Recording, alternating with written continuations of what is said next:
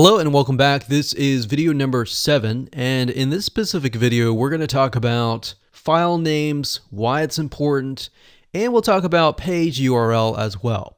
Now, the best way to show this is to again reverse engineer what Google ranks as popular for specific keyword terms, and then taking a look at them and getting an idea of what you need to do in your own website. So here I'm at google.com. And I went ahead and typed in 30-minute chicken soup recipe, just because I'm hungry for some chicken soup. So as someone who is interested in this particular area, I've typed it in, I've clicked on the images, and I'm looking for something that really appeals to my eye. So image search is not just about trying to game the system, but really trying to appeal to that specific person who is typing in that keyword. So it needs to be presentable. It can't be something that is trash, essentially. So as I'm going through here, I clicked on this one because this one actually caught my eye. And it's a big bowl of soup, chicken soup. It's got a ton of vegetables in it. So I'm going to go ahead and click this. Now, I want you to specifically watch carefully as I'm doing this. So, for example, I'm looking at the image here, and the next step is to click Visit. So we're going to visit this person's website, and we're going to look for that specific image. So obviously there's going to be many images. We don't know if it's going to be the first one, the second one, or what. So let's just go ahead and scroll down. Click X there. So we got that there. Let me minimize this to about 100. So we see right away that this is definitely the first page. Now that's interesting. Now, what I like it to do is, regardless of what browser you're using, whether it's Google Chrome, Safari, or Internet Explorer, what you want to do is you want to right click on that image. And then you want to click on Open Image in a new tab. And the reason why we want to do this is this. So we can see here that this is the file name. It says chicken noodle soup -5.jpg. So Google's going to read the file name. So they can see that it is chicken soup, noodle soup.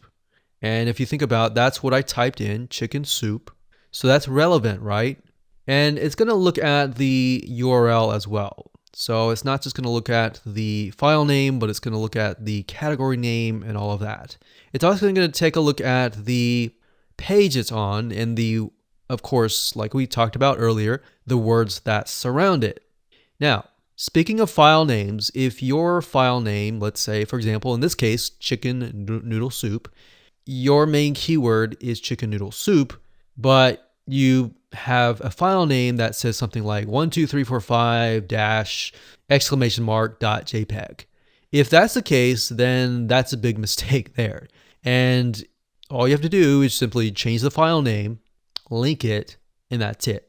So in terms of file names or page URLs, that's all you have to do. So we can obviously see that this is the third highest ranking image for that keyword term, and Google sees this as relevant. Now, if we go back to the search that we did earlier, and let's just scroll all the way down to the bottom somewhere, and just see kind of an idea as to why maybe they're all the way at the bottom.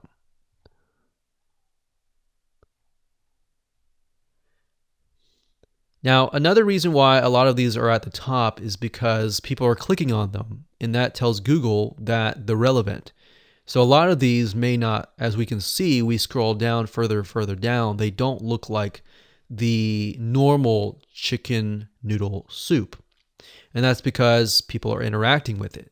So that's why I said you can't really game the system, because this is all about human engagement and interaction. Now this one here says 30-minute chicken soup. Now that's a YouTube video, so that we're going to keep going down. Tomato chicken soup. This one here. So let's just click this. Now you can see the images are really big, right? Remember, Google likes a certain type of image. So if we click this, we click visit, and we find the image, let's just see what happens here. So we can see Sandra's Alaska recipes. We scroll down, image is a little big. The text that's wrapping it may not really relate.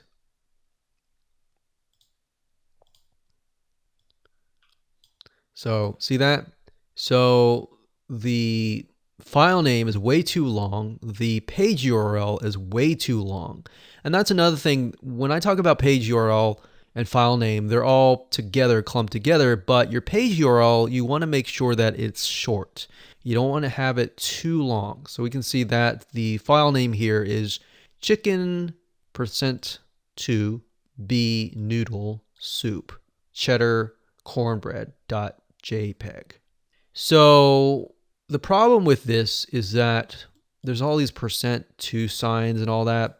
What you need to do is, if you have spaces, use hyphens. So it should look like this, like a hyphen. Don't use underscores, just use hyphens to kind of signify spaces. So it should be as simple as chicken-noodle-soup.jpg. So as you can see here, and this is reverse engineering this, that this is all the way at the bottom. This is probably number 100 or more. And it's all the way at the bottom, and it's got a long page URL and very long, very confusing file name. So you can get an idea now as to what you need to do. All right, so let's just scroll back up here. Now, in terms of how to change the file name, if let's say you already uploaded it and the file name is already there, how do you go about changing it? So to do that, there's several ways. It really depends on what website you're using. If you're using like HTML that's not WordPress, then you will need to change that file name on your computer, whether it's a Mac or a Windows computer. You simply right-click that, click rename, and rename it as such. Now, if you're using something like WordPress, you can simply usually you can go into the image editor and you can change the name there. Or sometimes, a lot of times, what I recommend is installing a WordPress plugin such as Yoast SEO. That's yoast.com/WordPress. And if you just go here and you click on Yoast SEO, install that, you'll be good to go. And it'll allow you to essentially put alt tags for the images, and you can also, within WordPress, edit your file names. So hopefully that gives you a better idea of why it's very, very important to essentially change your file names to make sure that they are the keywords that you're trying to rank on. Plus all the other variables that we talked about, like the text that wraps around it should relate to that keyword.